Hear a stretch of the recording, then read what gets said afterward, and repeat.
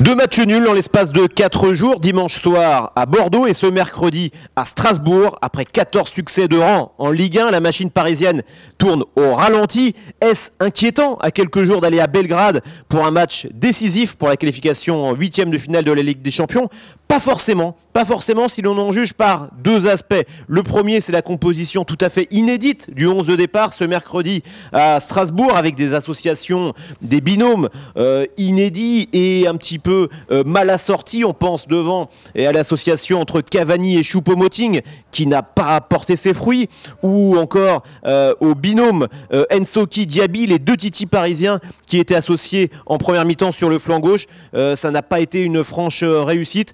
Comble de l'improvisation pour Thomas Tuchel, c'est Adrien Rabiot qui a glissé en défense centrale après la sortie de N'Soki à la mi-temps. Un rôle d'ailleurs que Adrien Rabiot a parfaitement rempli, une mission réussie pour Adrien Rabiot dans un contexte étonnant.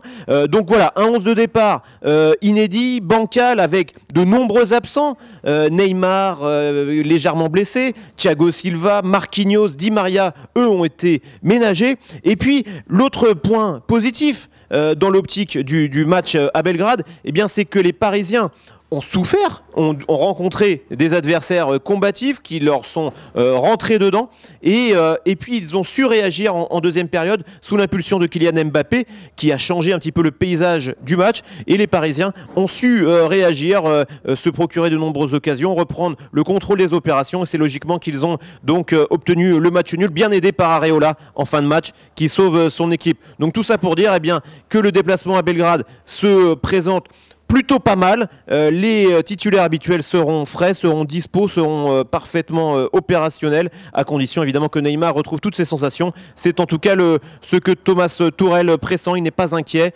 et le PSG peut donc regarder vers Belgrade avec une certaine dose d'optimisme.